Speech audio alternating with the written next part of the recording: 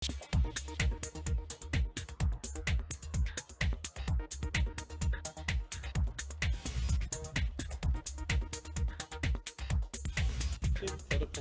علیکم، آپ دیکھ رہے ہیں ناؤ، میں ہوں علی سرور جی۔ آج کا پروگرام بڑا اہم ہونے والا ہے اور بہت اہم خبریں ہیں جس پر آج ہم ڈسکس کریں گے۔ خاص طور پر آج قومی اسمبلی مشترکہ اجلاس تھا جس میں اپوزیشن نے ظاہر روایتی شور شرابہ بھی کیا، لیکن آصف علی زرداری صاحب کا جو خطاب ہے بہت زیادہ ڈسکس کیا جا رہا ہے۔ خاص طور پر جنہوں نے کہا کہ ذاتی و سیاسی مفاد ایک طرف رکھ کر قومی مفاد ہم مقدم رکھیں، دریا سندھ سے نہریں نکالنے کے ایک طرفہ فیصلے کی حمایت نہیں کر سکتا، کیونکہ لگتا یہ ہے کہ جو نہریں نکالنے اور کینال کا جو ایشو ہے یہ آگے چل کر بہت بڑا ایشو بننے جا رہا ہے۔ اسی پر ہم بات کریں گے پہلے۔ اس کے علاوہ اس وقت آصف علی زرداری صاحب کے علاوہ بلاول زرداری صاحب کی بڑی اہم ملاقات ہوئی ہے وزیر اعظم سے، اس پر بھی گفتگو کی۔ اور دنیا میں اس وقت جو تبدیلیاں آ رہی ہیں، خاص طور پر ٹرمپ جب سے آئے ہیں لگ بھگ 50 دنوں میں بہت ساری تبدیلیاں آ چکی ہیں، اس پر ہم بات کریں گے، کیونکہ ایران کا دباؤ اور دھمکیوں کے نتیجے میں مذاکرات سے انہوں نے انکار کر دیا ہے، بلکہ ایران کو ٹرمپ کا جو لکھا گیا خط اور بات چیت، اس پر بھی تو بات کریں گے ہی ہم۔ ٹرمپ کے خط کے بعد چین، روس اور ایران کا چابہار کے قریب مشترکہ فوجی مشقوں کا اعلان کیا ہے، یہ کس طرف اشارہ کرتا ہے، اس پر گفتگو ہوگی۔ ٹرمپ کا پوٹن کی جانب بڑھتا جھکاؤ روس اور چین کے درمیان دراڑ ڈالنے کا سوچا سمجھا منصوبہ لگتا ہے یا یہ کچھ اور گیم ہے، اس پر بات کریں گے۔ میرے ساتھ موجود ہیں نوید دوری صاحب، سینئر تجزیہ، دانشور، بہت شکریہ آپ تشریف لائے، ان کے ساتھ تشریف رکھتے ہیں جی۔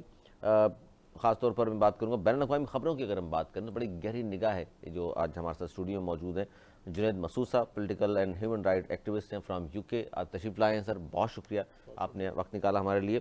آغاز کریں گے صدر آصف علی زرداری صاحب کا جو آج مشترکہ خطاب تھا پارلیمنٹ کا، وہاں سے، اور جو آصف علی زرداری صاحب کے اس خطاب کو نوید دوری صاحب آپ کس طرح دیکھتے ہیں؟ روایتی خطاب کہ صدر صاحب کو لکھ کر کے دے دیا اور انہوں نے پڑھ دیا، یا اس میں دو تین چیزیں بڑی اہم ہیں؟ ایک انہوں نے کہا دریا سندھ نہریں نکالنے کا یک طرفہ فیصلے کی حمایت نہیں کر سکتا۔ آصف علی زرداری صاحب کے حوالے سے یہ بڑی خبر بڑی اہم ہے، خاص طور قوم پرست بڑا احتجاج کر رہے ہیں، وکلا اب تو آ چکے ہیں، اور ہمارے پروگرام میں گفتگو جو آپ سے ہوئی تھی آپ نے کہا تھا یہ آگے چل کر یہ بڑا ایشو بننے والا ہے۔ زرداری صاحب کا آج کا خطاب کو آپ کس طرح دیکھتے ہیں؟ بسم اللہ الرحمن الرحیم۔ ویسے تو یہ اگر یہ خالی کینال والا آپ پیراگراف نکال دیں تو روایتی تقریر تھی ان کی، اور پی ٹی آئی نے ذرا ہلکا پھلکا انہوں نے وہ کیا جیسے لوگ سمجھ رہے تھے اپوزیشن ہر بار کرتی ہے، پیپلز پارٹی بھی کرتی آئی ہے، نون لیگ بھی کرتی آئی ہے، گو بابا گو کے نعرے بھی ہم نے سنے ہیں، لیکن آج بہرحال کچھ کم مزاحمت تھی، انہوں نے خطاب کیا اور طویل خطاب کیا، اور اس میں جو نئے ٹاسک دیتا ہے صدر اسمبلی کو کہ صوبوں کو ساتھ لے کے چلیں، فیڈرل تبھی مضبوط ہوتی ہے، اور معیشت اچھی چل رہی ہے، اور اس کو مزید وقت سے کم کریں، جتنی وہ تعریفیں ساری کی ہیں صدر صاحب نے وہ کرتے ہی ہیں۔ یہ اب روایت اٹھا کے دیکھ لیں آپ کسی کی بھی، اور تعریفیں کرتے ہیں اور سیٹسفائی ہوتے ہیں، کبھی ڈسسیٹسفائی ہوتے ہیں بہت کم ہی دیکھا ہے، اور اس کے بعد جو ہے اگلے ٹاسک دیے جاتے ہیں کہ یہ کرنا ہے اور آپ نے اور بہت کچھ کرنا ہے، اور اس کے بعد صدر کی اسمبلی کی اس پہ ڈیبیٹ ہونی شروع ہو جائے گی۔ لیکن جو اصل بات انہوں نے کی ہے، جو میسج ہے، جو میں آپ کو پہلے سے بول رہا ہوں، اس وقت اگر اس وقت رمضان نہیں ہوتا نا تو پتہ نہیں کیا کچھ ہو گیا ہوتا۔ رمضان کے باوجود اس وقت سندھ میں کشمور کے کنارے سے لے کے کراچی پریس کلب تک سرتابہ احتجاج بنے ہیں سندھ کے عوام، اور اس میں کئی کامپرس رہنما، ذوالفقار جونیئر، مقصد آپ صحافی، اس میں سبھی شامل ہو گئے ہیں۔ پیپلز پارٹی اس میں رہ گئی تھی پیچھے، اور پیپلز پارٹی کے پاس کوئی آپشن ہی نہیں ہے اس کے کہ اس کے ڈینائل میں جائیں اور اس کو بولیں کہ یہ نہیں ہے۔ اور 4 اپریل کو جو جلسہ ہونے جا رہا ہے وہ آپ دیکھیے گا، میں نے بہت عرصے سے نہیں دیکھا کہ شہید بھٹو، ذوالفقار علی بھٹو کی برسی اتنے اہتمام سے بنائی جا رہی ہو۔ عام طور پہ ڈسٹرکٹوں میں بنانی شروع ہو گئی تھی، بی بی کی برسی بہت بنائی جاتی ہے، بھٹو کی جو ہے سالگرہ بھی اور برسی بھی اب ڈسٹرکٹس میں ہوتی ہے۔ تو کیا کوئی آپ کو لگتا ہے کوئی اہم فیصلہ ہوگا وہاں پر اعلان کیا جائے گا؟ اس میں مجھے یہ لگ رہا ہے، جو میرے ذرائع ہیں، ایک تو بہت بڑا شو کر رہے ہیں، پورے پاکستان سے پیپلز پارٹی کو بلا رہے ہیں، کیمپ میں ہم لگ جائیں گے رمضان کے آخری، اس میں آپ دیکھیے گا عید کے فوری بعد ہے، عید کے فوری بعد ہے تو، اور اس میں شاید بلاول نہ کھپے نہ کھپے کینال نہ کھپے کا نعرہ لگاتے نظر آئیں گے۔ جنید مسعود صاحب کیا کہیں گے آج کے زرداری صاحب کے اس روایتی خطاب کا؟ بار بار لوگ ذکر کر رہے ہیں کہ جی روایتی خطاب تھا، صدر صاحب کو تقریر لکھ کے دے دی گئی ہوتی ہے، اور پھر ظاہر ہے حکومت کو سہارا بھی دیا ہوا ہے پاکستان پیپلز پارٹی نے، اور اس طرح خطاب ہی انہوں نے کرنا تھا، ہلکی پھلکی تنقید کی لیکن زیادہ تعریفیں کی ہیں انہوں نے، اتنی تعریف تو شاید شہباز شریف صاحب اپنی حکومت کی بھی نہیں کرتے. کیا کس طرح دیکھ رہے ہیں اس کو؟ دیکھیں جی، میں یہ سمجھوں گا کہ صدر کا خطاب بہت رسمی خطاب تھا. اس کی وجہ یہ ہے کہ آپ کو پتہ ہوگا کہ 58ویں ترمیم کے بعد اور جب سے 58(2)B ہٹائی گئی ہے تو اس سے اختیارات پہلے اتنے ہیں ہم نہیں. دیکھتے تھے کہ صدر عموماً، ہم نے ایسا بھی دیکھا ہے ماضی میں کہ وہ گورنمنٹ کو چارج شیٹ کیا کرتے تھے. تو اب چونکہ جو گورنمنٹ آپ کو بھیجتی ہے بریف پریزیڈنسی کو، آپ اسی کے پوائنٹس نکات نکال کے اس میں سے بات کر لیتے ہیں. اور پریزیڈنٹ صاحب نے آج جو ذکر کیا سندھ کی 6 کینالز کا اور ان چیزوں کا، میں یہ سمجھتا ہوں کہ وہ مجبوری ہے ان کی، اس لیے کہ سندھ میں ان کی جو جماعت ہے وہ پچھلے 15 سال سے زیادہ تقریباً عرصہ ہو رہا ہے، چوتھی مسلسل حکومت ہے. چوتھی مسلسل حکومت ہے، برسر اقتدار ہیں. اور اگر وہ ان ایشوز پہ تھوڑی بہت بھی مزاحمت نہیں دکھائیں گے تو سندھ کی قوم پرست سیاست میں ان کی یا سندھ کی سیاست میں ان کی جگہ بچے گی نہیں. ہمیں یہ بھی اپنے ذہن میں رکھنا چاہیے کہ پیپلز پارٹی جو چاروں صوبوں کی زنجیر کھلاتی تھی محترمہ بے نظیر بھٹو شہید کے دور میں، بھٹو صاحب کے دور سے، وہ اب سمٹ کے تقریباً ایک صوبے تک محدود ہو گئی ہے. پنجاب میں کیا پرفارمنس رہی ہے پارٹی کی، جہاں بنی بلوچستان میں پاکستان کیا پیپلز ہے، پارٹی پنجاب سے، اور پنجاب میں کچھ نہیں ہے. بلوچستان میں کیا ہے، اور آپ کو پتہ ہے اور KPK میں کیا صورتحال ہے، اور باقی جگہوں پہ وہ ہم سب کے سامنے. سندھ ایک طرح سے پاور بیس ہے. تو میں یہ سمجھتا ہوں کہ تو اگر یہ کہنا چاہ رہے ہیں جنوس صاحب آپ کہ یہ غلط پالیسیز آصف علی زرداری صاحب کی ہیں کہ سکڑ کر سمٹ کر ایک صوبے کی پارٹی بنا دیا انہوں نے نہیں، 4 صوبوں کی زنجیر کو. میں اس کو اس طرح سے نہیں کہوں گا. میں یہ کہوں گا کہ عوام میں اتنی زیادہ پذیرائی حاصل نہیں کر سکے جتنی شہید ذوالفقار علی بھٹو اور محترمہ بے نظیر بھٹو کو تھی. تو پالیسیز تو ہوں گی نا سر، عوام اور پذیرائی ظاہر ہے اس لیے کہ نہیں حاصل کی کہ پالیسیز نہیں ایسی. دیکھیں اس کی ایک وجوہات یہ بھی ہے کہ یہ دونوں عوام کے حقوق کے ساتھ ساتھ عوام کے حقوق کے لیے مزاحمتی سیاست پہ یقین رکھتے تھے. یعنی آپ مفاہمت کی سیاست کو کہہ رہے ہیں کہ نقصان پہنچایا. مفاہمت کی سیاست اور کچھ نہ کرنے کی سیاست میں بڑا ایک باریک سا فرق ہوتا ہے. لیکن میں سمجھتا ہوں کہ موجودہ حالات میں اس کے سوا کوئی آپشن بھی نہیں ہے ان کے پاس کچھ کرنے کے لیے. آپ دیکھیں کیا پیپلز پارٹی کی قیادت، ایوان صدر، 2 صوبوں کے گورنر، ایک صوبے کی حکومت، کشمیر میں جو سیٹ اپ ہے اس میں ان کا حصہ، گلگت بلتستان کے اندر ان کی نمائندگی جو بھی ہے، کیا یہ افورڈ کر سکتے ہیں کہ یہ ہر چیز سے ہاتھ دھو بیٹھے؟ اور مزاحمتی سیاست جو ذوالفقار علی بھٹو شہید کا وطیرہ تھا یا محترمہ بے نظیر بھٹو کو اس طرف میں نہیں سمجھتا. آپ نہیں سمجھتے اگر یہ فیصلہ لے لیں تو ووٹ بینک بڑھے گا، عوام پذیرائی بھی بڑھے گی؟ سیاست اپنے لیے ہو رہی ہے، عوام کے لیے کر رہے ہیں. میں یہ سمجھتا ہوں کہ آصف زرداری صاحب کی دانشمندانہ سیاست بھی رہی ہے کہ ایک وہ ٹکراؤ کی سیاست سے انہوں نے ایک طرح سے بالکل انہوں نے علیحدگی اختیار کی. لیکن ساتھ میں یہ بھی ہوتا ہے کہ آپ کو یہ پتہ ہے کہ عوام کی نبض پہ اگر آپ کا ہاتھ نہ رہے تو آپ کو اس کے بعد جو ہے وہ بعض اوقات نقصان اٹھانا پڑتا ہے اگر آپ بہت زیادہ اسٹیبلشمنٹ کی طرف اپنے جھکاؤ رکھیں. اور پاکستان کی تاریخ میں آپ کے سامنے ایسی مثالیں موجود ہیں کہ جو سیاسی جماعت اسٹیبلشمنٹ کو بہت زیادہ پیاری ہو گئی، کچھ عرصے بعد اس کی اتنی زیادہ پذیرائی عوام میں رہی نہیں. آپ اگر ماضی بعید میں جنرل ضیاء الحق کے مارشل لاء کے بعد اٹھا لیں تو اس وقت جماعت اسلامی سب سے زیادہ ان کی سو کالڈ حلیف جماعت تھی جنرل ضیاء کے مارشل لاء اور بھٹو صاحب کی پھانسی سے لے کے آگے تک. تو آپ نے دیکھا کہ کیا ٹائم آیا پھر کچھ سالوں بعد کہ وہی جماعت اسلامی جو ذوالفقار علی بھٹو صاحب کی ناقد تھی، ضیاء الحق کی حامی تھی، ان کو نقصان اٹھانا پڑا اس پالیسی کا. تو میرا خیال ہے کہ پیپلز پارٹی کو نقصان تو ضرور ہوا ہے اس سیاست کا. اور اب آگے اس کو آصف زرداری صاحب کس طرح سے لے کے چلتے ہیں معاملات کو، یہ اب ان کے اوپر منحصر ہے، کیونکہ اس میں شک تو کوئی نہیں ہے کہ وہ سیاستدانوں کے سیاستدان ہیں. اور اب اصل میں انسرٹنٹی اتنی زیادہ ہے کہ اس کوئی بات آپ اتنی وثوق سے کہہ نہیں سکتے، چاہے وہ لوکل لیول پہ کریں یا چاہے انٹرنیشنل لیول پہ کریں. کیا کہیں گے نواز وزیر صاحب، خاص طور پر جس طرح کی پالیسیز ہیں، جس طرح کے ڈیسیجن آصف علی زرداری صاحب کے بعد جب سے پارٹی آئی ہے اور سکڑ کر سمٹ کر سندھ تک محدود کر دیا پاکستان پیپلز پارٹی کو انہوں نے، کیا آپشن ان کے پاس کوئی نہیں ہے؟ حالانکہ بیچ میں آپ کو یاد ہوگا ایک بیان انہوں نے دیا تھا اینٹ سینٹ بجانے کا، اور اس کے بعد پھر اتنا کچھ تو نہیں ہوا پیپلز پارٹی کے ساتھ، اس کے باوجود مزاحمتی سیاست ترک کر دینا. دیکھیں 2008 سے 2013 تک پیپلز پارٹی کی گورنمنٹ رہی، میرے خیال میں شاید 125 سیٹیں تھیں. اس کے باوجود نہ صرف انہوں نے وفاق میں حکومت بنائی بلکہ 3 صوبوں میں بنائی. اور اس کے بعد آپ کو پتہ ہے پی ٹی آئی کا ایرا، پھر جب چیزیں، اس کے باوجود وہ سندھ کو انہوں نے نہیں جانے دیا اپنے ہاتھ سے. سندھ میں رکھے، بلوچستان میں بھی آدھی دیتے رہے، آدھی دیتے رہے. ابھی بھی بلوچستان میں بھی حکومت ہے آپ کی اور سندھ میں بھی ہے. مرکز میں جان کے حصہ نہیں بنے. ان کو موقع ہے، ان کو 10 وزیر 12 وزیر کی آفر ہوتی رہی ہے، ابھی حالیہ دنوں میں بھی ہوئی ہیں.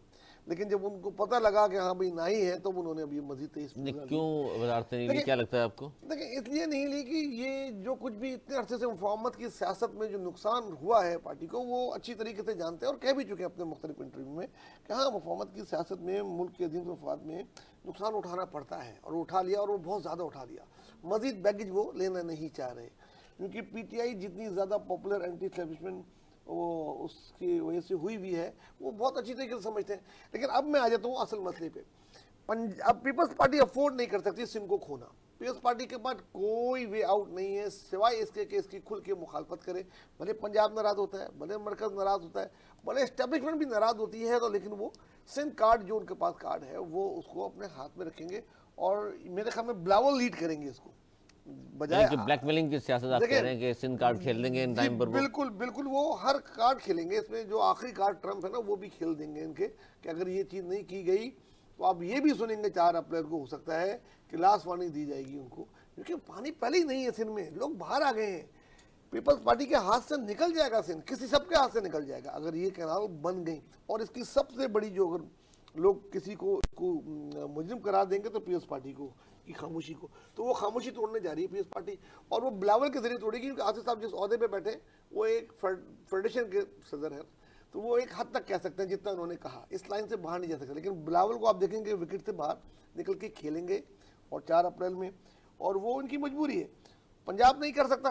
پی ٹی آئی کو تینوں صوبوں میں دیکھنا پڑتا ہے. پیپلز پارٹی کو کے پاس ہے ہی یہی، تو اس کو نہیں کھوئے گی میرے خیال میں، ایگریسو سیاست کرے گی.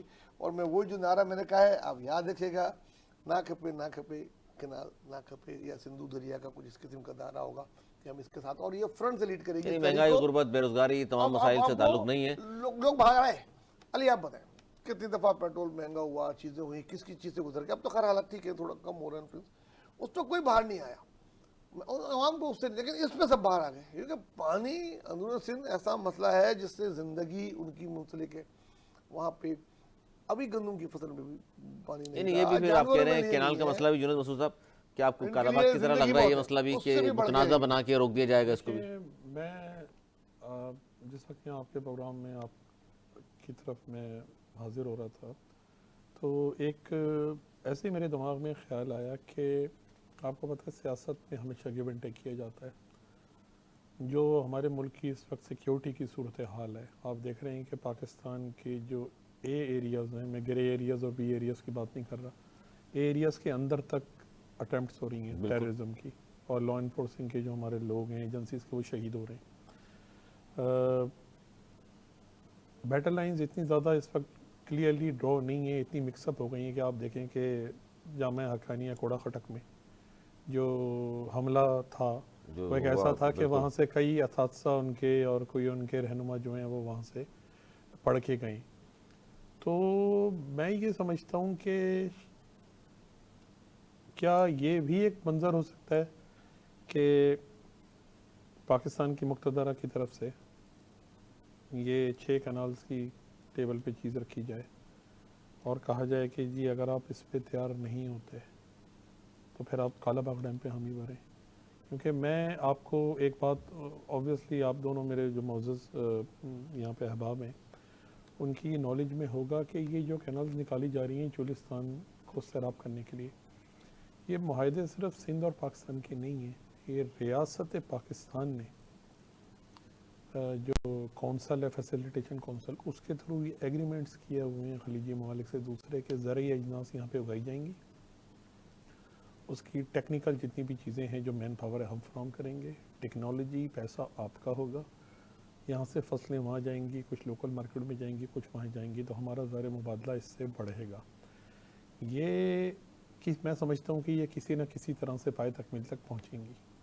آیا یہ اس کو ہم 6 کینالز کا ہی نام دیتے ہیں مستقبل میں، ہم اسے کوئی ڈیم کا نام دے دیں، کالا باغ سے ہٹا کے کچھ اور کر دیں، کیونکہ آپ نے ریاست نے یہ کام کرنا ہے اور یہ کام کرنا ہے. ہاں اس کے کرنے کے طریقے پہ اعتراض ہو سکتا ہے، پانی دریائے سندھ میں کم ہے، سندھ میں پہلی پانی کی پرابلم ہے، اس میں کوئی شک نہیں ہے. کیا لین دین ہوگا سیاستدانوں کے ساتھ اور پاکستان کی سول سوسائٹی کے ساتھ کہ جی یہ 6 کینال نہیں دی جا سکتی؟ کالا باغ، کیونکہ پاکستان کو پانی کی شارٹیج ہے.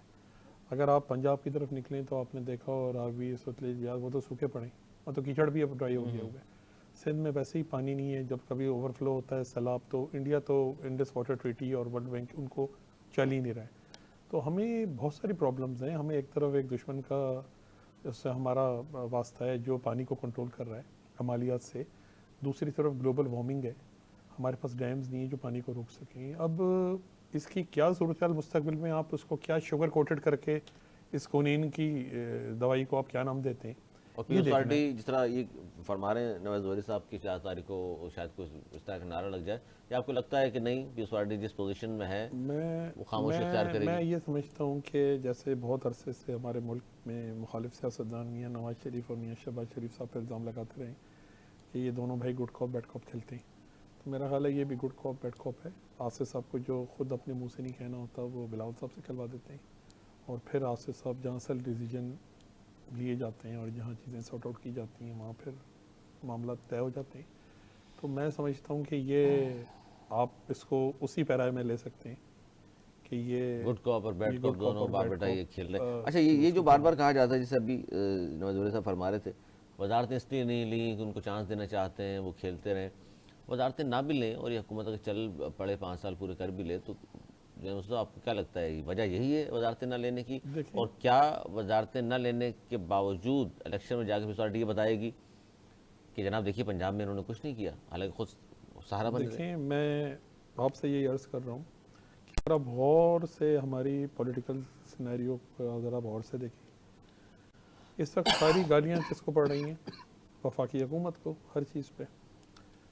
پنجاب میں احتجاج کس کے خلاف ہو رہا ہے؟ سی ایم پنجاب محترمہ مریم نواز صاحبہ کی طرف. ٹھیک ہے جی، پیپلز پارٹی کو کیا ضرورت ہے کہ ان کی ہستی کی گالیاں کھائے اور خود بدنام ہو؟ آپ گورنمنٹ میں کیوں آتے ہیں؟ پاور شیئرنگ کے لیے. پاور شیئرنگ آپ انجوائے کر رہے ہیں، پریزیڈنٹ آپ کا ہے، چیئرمین سینٹ آپ کا ہے، 2 صوبوں کے گورنر آپ کے ہیں، 2 صوبوں میں حکومت آپ کی ہے، اور آپ کو کیا چاہیے؟ سندھ کا جو حال ہے وہ آپ کے سامنے، کراچی کا جہاں بیٹھے ہوئے ہیں. تو کیا ضرورت ہے آپ کو؟ مطلب ہے کہ 3-4 آپ فیڈرل اپنے منسٹرز بنوائیں اور پبلک سے ڈائریکٹ گالیاں کھائیں. الیکشن میں یا بھٹو صاحب کی جو برسی آ رہی ہے، جو محترمہ کی برسی آئے گی، اس پہ عوام کو کہنے کے لیے کچھ ہونا تو چاہیے نا کہ ہم تو حکومت میں ہیں ہی نہیں. ہم تو کئی دفعہ سمجھاتے ہیں، حکومت مانتی نہیں ہے. آپ دیکھتے ہیں کہ ہر مہینے 2 مہینے بعد ایک ناراضگی کا اظہار آ جاتا ہے پیپلز پارٹی کی قیادت کی طرف سے. آج بھی جس طرح بلاول بھٹو زرداری صاحب نے ملاقات کی وزیر اعظم صاحب سے، وہاں بھی وہ کہہ رہے ہیں کہ ہم نے اپنے تحفظات کا اظہار کر دیا ہے وہاں. تو یہ آپ دیکھیں نا، یہ تحفظات ہر 1-2 مہینے بعد ہوتے ہیں. پھر پنجاب میں پاور شیئرنگ، کیونکہ پنجاب میں بڑے زیادہ جو پی ایم ایل این کے اپنے ایم پیز ہیں ان کو بھی شکایت ہے کہ ہماری بیوروکریسی میں نہ پوسٹنگز ہو رہی، نہ ٹرانسفر ہو رہے ہیں، نہ فنڈ ہمارے حساب سے ایلوکیٹ ہو رہے ہیں. کیونکہ پنجاب بھی اب پی ایم ایل این کی بیٹل گراؤنڈ ہے. انہیں پتہ ہے کہ اگر ہم نے یہاں پرفارم نہیں کیا تو پھر ہم بھی اب فارغ ہیں اگلے سینیریو میں. تو وہ کوشش یہ کر رہے ہیں کہ اتنا سا کوئی دے نہ سکیں کسی جگہ اپنے مخالفین کو سیاسی. تو اب جیسا میں نے آپ سے کہا کہ یہ آپ دیکھیں کل اوکے سب اچھا ہو جائے گا.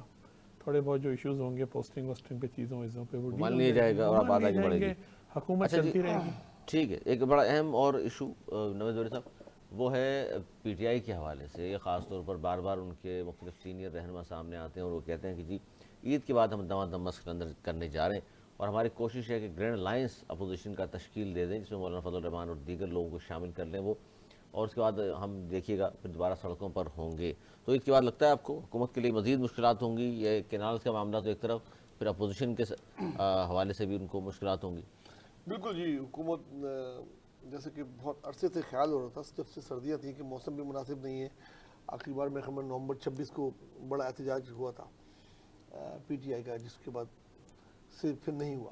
تو یہی تھا کہ یہ سردیاں گزر جائیں گی تو ضرور ہوگا. بیچ میں ایک مذاکرات اسٹارٹ ہوئے تھے جو کہ ان کی اپنی حکومت کی، میں تو کہوں گا اپنی ہی زیادہ ضد کی وجہ سے وہ کامیاب نہیں ہو سکے. ورنہ وہ ایسی چیزیں انہوں نے نہیں مانگی تھی جو وہ نہیں دی جا سکتی تھی. مگر اس کا نقصان یہ ہوا، انہوں نے کہا جو رمضان آ رہے ہیں خود ہی خاموش رہیں گے. رمضان کے بعد، رمضان کے موقع میں کے درمیان ان کی کوشش یہ تھی کہ الائنس بنا لیں، اور چھوٹی جماعتوں کو بنا بھی لے الائنس. اب مولانا کو منانا رہ گیا ہے، اور اگر مولانا نے ظاہر اپنی شرائط پیش کر دی ہیں، مولانا کا بالکل، اگر یہ تحفظات کا مولانا اظہار بھی کیا ہے۔ سے کسی صورت میں کمپرومائز کر گئے اور مولانا ان سے کر گئے تو حکومت پنجاب کے اندر بہت پرابلم میں آ جائے گی، کیونکہ وہ آئیں گے پنجاب میں، اب یہ کے پی کے میں نہیں ہوگا، آئیں گے پنجاب میں۔ ادھر سندھ میں پیپلز پارٹی کر رہی ہوگی احتجاج، عید کے بعد وہ احتجاجی کوئی کال بھی دے دیں گے، اب دیکھیے گا، اب کیونکہ قوم پرست تو دے ہی رہے نا، ہم وہ تو کھڑے تماشا دیکھ رہے ہیں، ان کے لوگ تماشا دیکھ رہے ہیں، ان کے پاس اگر یہ نہیں کریں گے تو ان کے مقامی لیڈر کے پاس کوئی آپشن نہیں ہوگا کہ ان کے ساتھ شامل ہو جائیں، کیونکہ یہ بہت سیریس مسئلہ ہے کنالوں کا۔ تو اس کے لیے پیپلز پارٹی چاہے گی فرنٹ سے لیڈ کرے، ہم کریں، جس طرح کالا باغ ڈیم کو پیپلز پارٹی نے اٹھایا تھا۔ تو مجھے لگتا ہے کہ ایک طرف سندھ میں ہو رہا ہوگا، ایک طرف پنجاب کی طرف ہو رہا ہوگا، اور حکومت کے لیے ایک ٹف ٹائم اسٹارٹ ہو جائے گا اپریل میں ہی۔ مسعود صاحب، آپ کو بھی یہ لگتا ہے کہ P T I grand alliance بنا لے یا نہ بھی بنائے، انہوں نے اناؤنسمنٹ تو کر دی ہے کہ عید کے بعد دمادم مسئلہ کرنے ہم جا رہے ہیں، ایک طرف کینال والا مسئلہ اور دوسری طرف اپوزیشن اگر اسلام آباد چڑھائی کرتی ہے اور پیپلز پارٹی یہاں اعلان کر دیتی ہے حکومت مخالف، تو پھر حکومت خطرے میں نظر آئے گی آپ کو بھی عید کے بعد؟ دیکھیں، میں آپ سے گزارش یہ کرتا ہوں کہ پی ٹی آئی کی جو سیاست ہے بہت بصد احترام، ان میں بہت اچھے لوگ موجود ہیں، پارلیمنٹیرینز ہیں، سیزن پولیٹیشنز بھی پرانے، ینگ فیسز بھی، ینگ بلڈ بھی۔ ان کی پولیٹکس صرف ایک چیز سے شروع ہوتی ہے کہ ہمیں کیسز میں ریلیف دیا جائے اور خان صاحب کو، بانی پی ٹی آئی کو رہا کیا جائے۔ اس کے علاوہ ان کی کوئی پالیسی نہیں ہے۔ آپ جو ایک گرینڈ اپوزیشن الائنس کرنے کی بات کر رہے ہیں، دیکھیں اس میں سب سے بڑا ایشو کیا ہے؟ ٹرسٹ ڈیفیسٹ ہے۔ ان پہ کوئی ٹرسٹ کرنے کو تیار نہیں ہے، کوئی ٹرسٹ کرنے کو تیار نہیں ہے۔ صحیح۔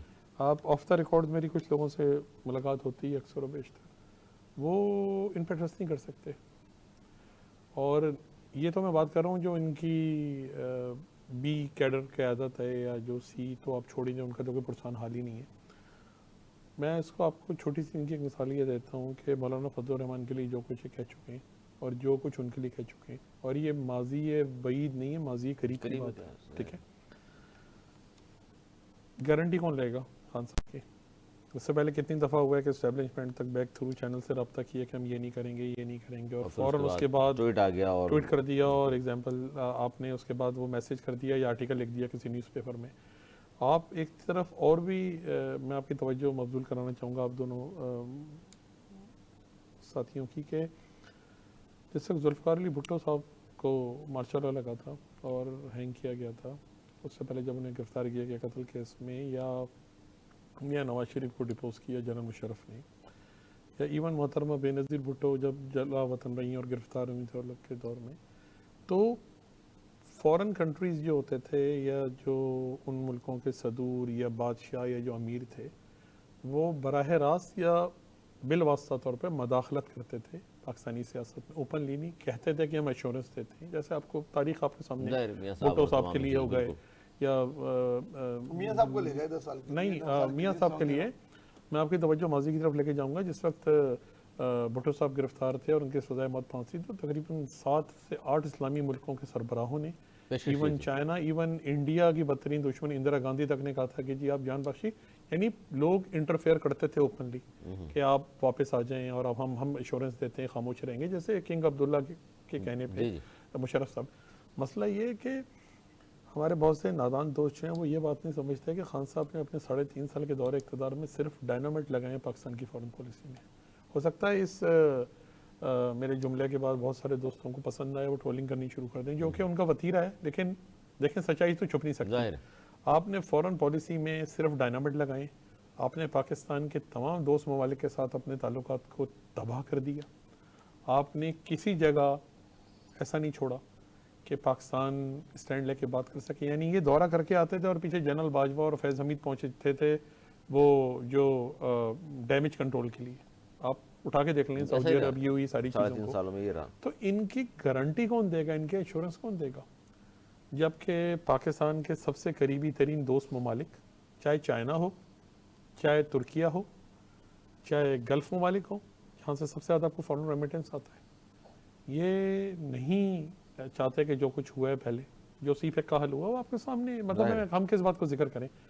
تو میرا نہیں خیال کہ آنے والے دنوں میں، آنے والے مہینوں میں سوائے آپ کو زبانی جمع خرچ اور ہم آ جائیں گے اور لٹا دیں گے اور الٹا دیں گے دمادم، یہ نہیں ہو سکتا.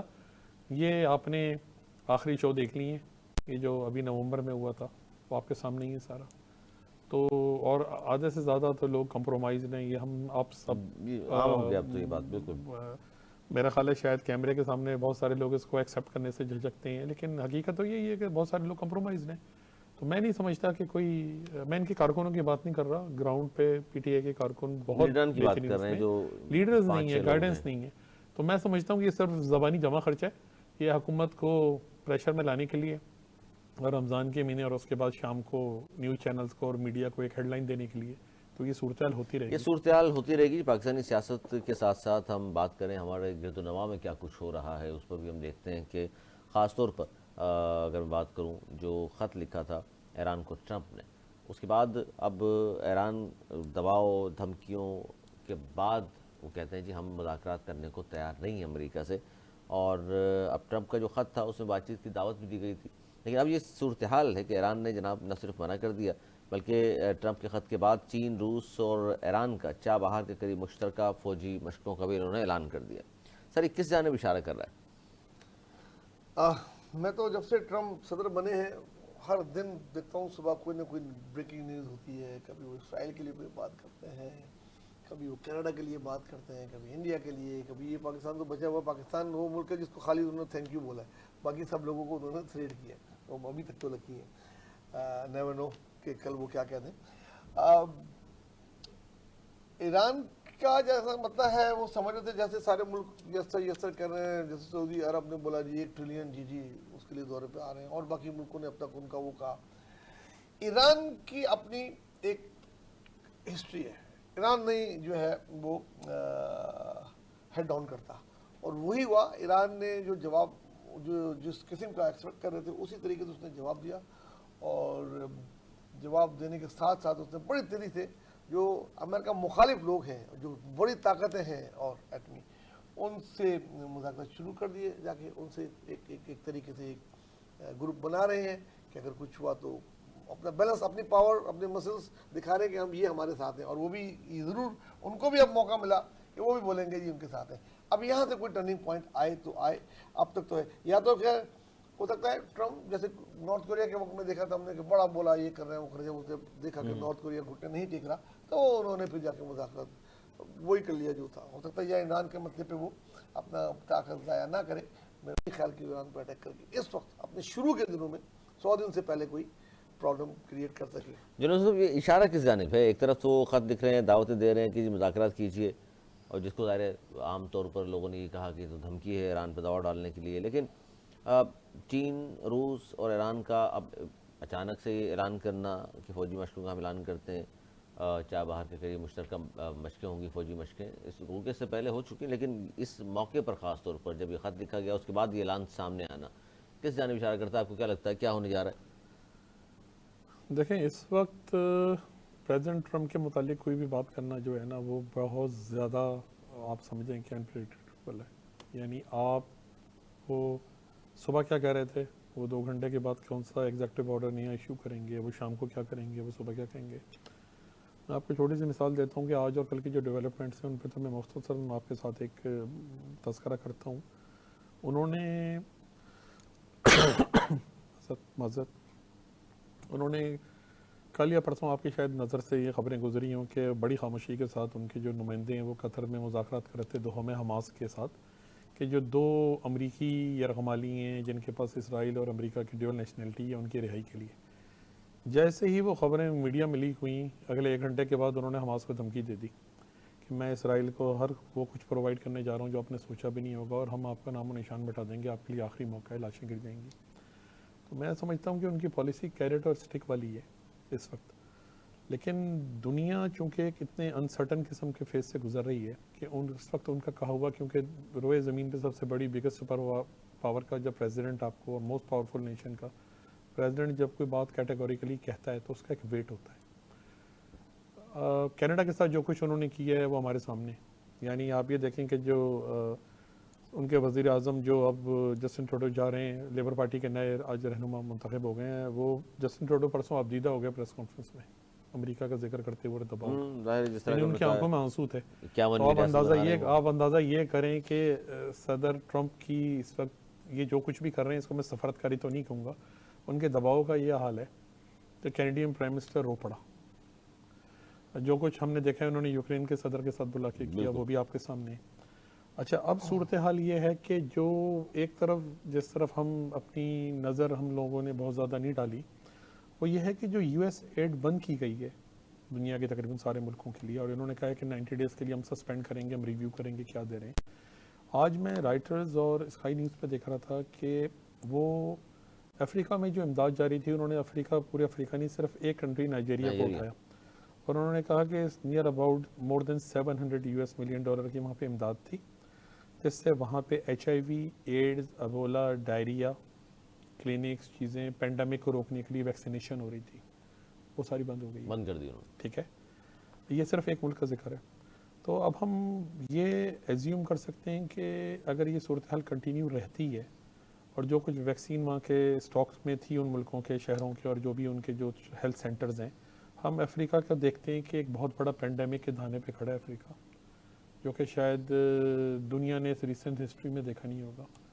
کیونکہ آپ نے یہ بچوں کے اسکولوں کی امداد نہیں ہے، یا آپ نے ہیلتھ سے ریلیٹڈ ایشوز سے جن پہ آپ نے آل اوور دا ورلڈ دنیا کے غریب ترین ممالک کی امداد بند کر دی ہے یو ایس ایڈ کے تحت. اچھا اس کے بعد صورتحال یہ ہے کہ جو کچھ انہوں نے کینیڈا کے ساتھ کی ہے ٹیرف پہ. اچھا یورپ کو انہوں نے یہ کہا ہے کہ ہم آپ کی سیکیورٹی کے لیے کانٹیننٹ کے لیے نہیں آئیں گے، یورپ اپنے آپ کو خود دیکھے. تو ایک طرح سے انہوں نے یورپ کو یہ کہا ہے کہ آپ بھلے ہم نیٹو میں ہیں لیکن ہم کسی وقت بھی نیٹو سے کوئٹ ہو سکتے ہیں. مطلب ہے یہ بادی و نظر میں ان کا یہی بیان ہے. جب پریزیڈنٹ ٹرمپ بڑی آسانی سے پیرس کلائمیٹ چینج سے نکل گئے، یعنی وہ کہتے ہیں کہ گرین ہاؤسز وغیرہ کیا یہ ہمارا مسئلہ نہیں ہے، دن رات کام کرو. یعنی ابھی پچھلے ہفتے انہوں نے کہا کہ ہمیں کینیڈا سے لکڑی نہیں چاہیے، جو پرانے ایگزیکٹو آرڈرز تھے کہ جس میں جنگلوں کو اور چیزوں کو پروٹیکٹ کیا ہوا تھا یو ایس سے، انہوں نے کہا جی آپ ایریزونا آگے پیچھے سارے جنگل کاٹیں، ہم اپنی لکڑی لیں گے، ہمیں کینیڈا سے نہیں چاہیے. فیول اس پہ جو ایک پابندی لگی ہوئی تھی فوسل فیول پہ کہ آپ ڈرلنگ نہیں کریں گے، شیلنگ نہیں کریں گے، انہوں نے وہ بھی ہٹا دی ہے. تو وہ یورپ کو انہوں نے ایک طرح سے اس کے رحم و کرم پہ چھوڑ دی ہے. اثر یہ ہے کہ جرمن چانسلر جو اب نئے آئے ہیں انہوں نے 3 دن پہلے یہ کہا ہے کہ برطانیہ اور فرانس جو کہ یورپ کے اندر صرف 2 نیوکلیئر پاورز ہیں آفیشلی، جی جی وہ ہمیں نیوکلیئر امبریلا دیں اگر ہم پہ اٹیک ہو جاتا ہے. انہوں نے آفیشلی یہ کہا ہے کہ میں بات کرنے جا رہا بڑی ہوں بات ہے. کہ اگر نیوکلیئر ہمیں امبریلا دیں، اگر ہم پہ اٹیک ہو جاتا ہے نیوکلیئر اٹیک، تو ہمیں نیوکلیئر کور دیا جائے. یہ جرمنی کہہ رہا ہے جو پورے یورپ کی اسٹرانگسٹ اکانومی جرمنی اور فرانس. آپ کو علم ہو کہ یہ 2 ملک ہی پورے یورپی یونین کو لے کے چلتے ہیں، باقی تو کچھ بھی اکانومی نہیں ہے. تیسرا اب ہم آ جاتے ہیں یو ایس سے پاکستان کے تعلقات.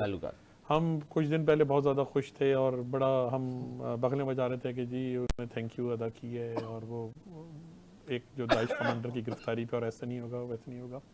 آپ کو شاید یاد ہو جب پریزیڈنٹ ٹرمپ کا پہلا ٹرین اوور تھا تو انہوں نے آتے ہی کوئی 7 مسلمان ملکوں میں اور 13 کنٹریز پہ انہوں نے بین کر دیا تھا کہ ان کے تو لوگ آئیں گے نہیں. یعنی انہوں نے اتنا بھی ٹائم نہیں دیا تھا کہ ایک ڈیٹ اناؤنس کی ہو کہ اس دن کے بعد سے نہیں آئیں گے. یعنی جو لوگ فلائٹس پہ تھے وہ نیچے اتر رہے تھے جب، تو انہیں بتایا جا رہا تھا کہ جی ان کے جو ویزے ہیں وہ ریووک کر دیے گئے اور وہ ڈیپورٹ ہوں گے.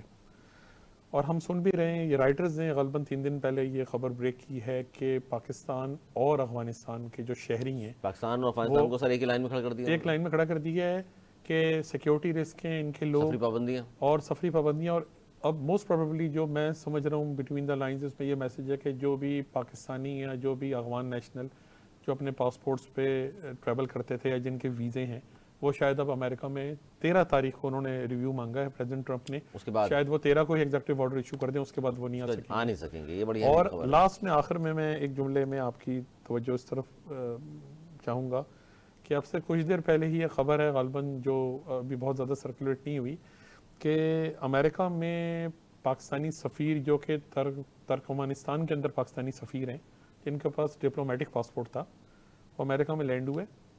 ان کے پاس foreign passport, diplomatic passport, proper visa, سارے ڈاکومنٹیشن، ان کو امریکہ سے ڈیپورٹ کر دی امریکن گورنمنٹ نے. پاکستان کے ترکمانستان میں سفیر جن کا نام احسن وگن ہے، اور مختلف نیوز ایجنسیز نے رابطہ کیے دفتر خارجہ سے، تو وہ تو سمن بکمن کی کیفیت میں، ان کے پاس کچھ کہنے کے لیے ہے ہی نہیں. کہنے کے لیے ہے نہیں کہیں. تو آپ اندازہ کریں کہ یہ تو ہمارے ساتھ اب آپ ایک تھوڑا سا ٹریلر سمجھیں کہ آنے والے دنوں میں کیا ہونا چاہ رہا ہے. یہ تو ہو کیا رہا ہے یہ نوید صاحب؟ ٹرمپ کا پوتن کی جانب بڑھتا جھکاؤ، روس چین کے درمیان دراڑ ڈالنا چاہتے ہیں وہ.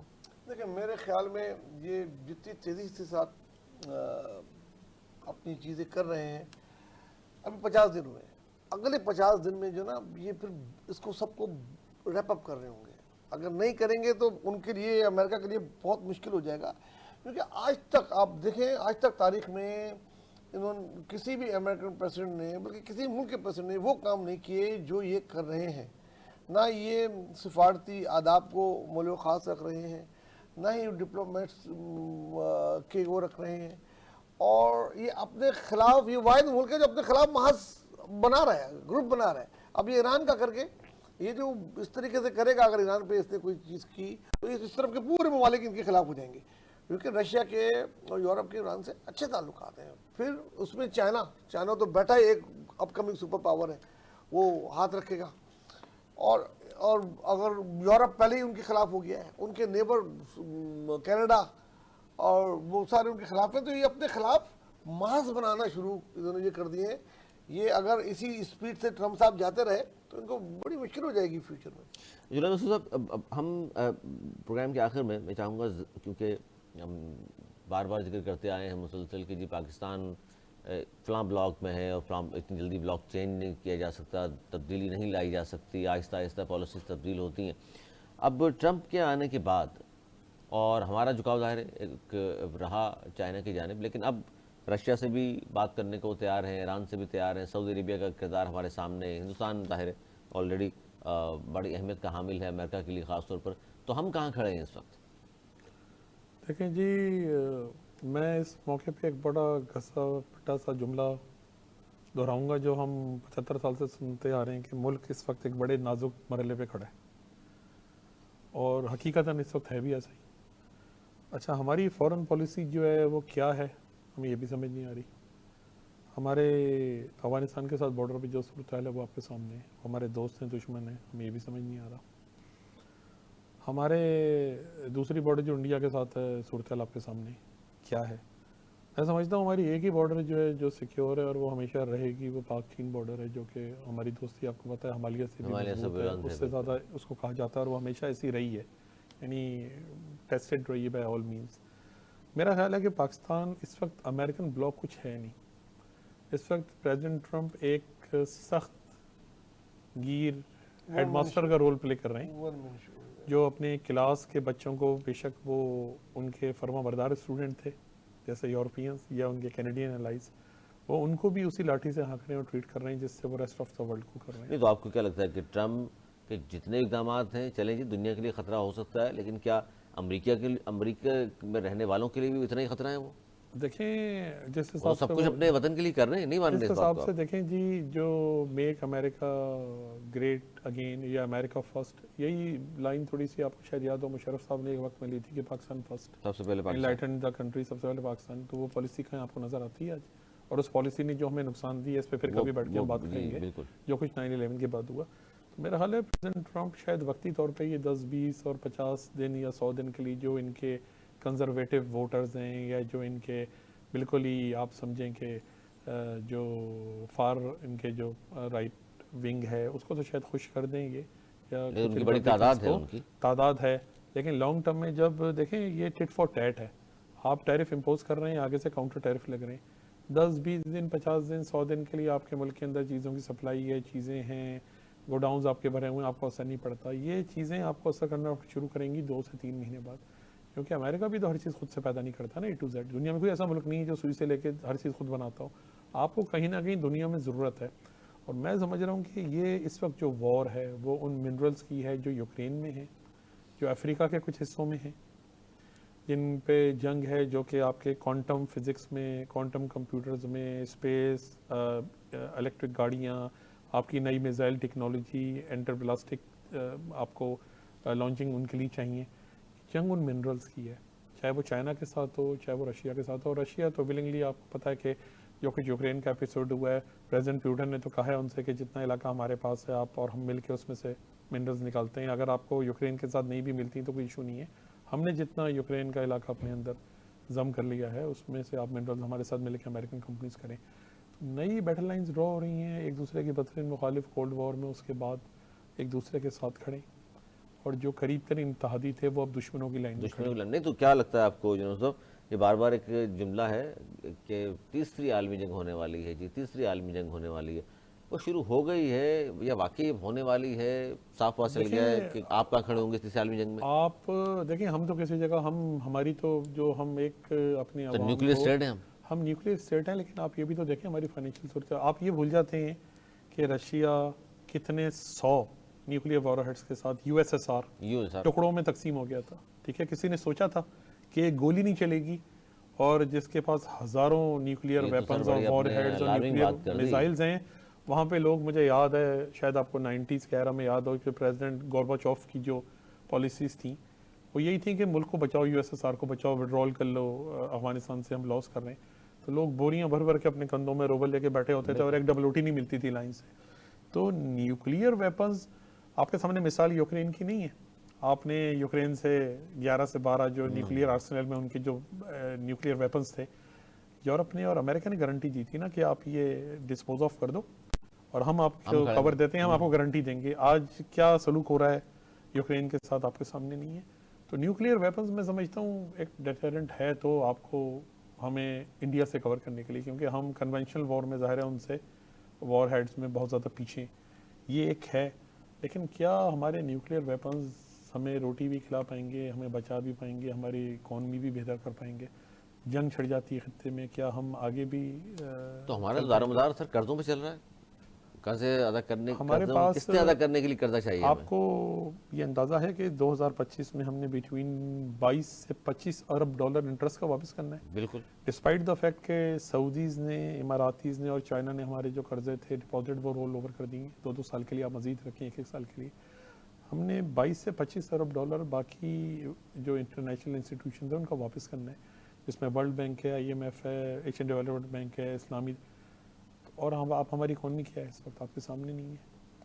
तो हम लिटरली बहुत ज़्यादा इस वक्त मुश्किल सूरत हाल में खड़े हैं। लेकिन मैं समझता हूँ कि इस वक्त अब मैं अगर एक चीज़ का क्रेडिट ना दूँ प्रेसिडेंट प्राइम मिनिस्टर शहबाज शरीफ साहब को, उनकी कैबिनेट को और आर्मी चीफ और उनकी टीम को जो फैसिलिटेशन काउंसिल है, तो ये ज़्यादती होगी।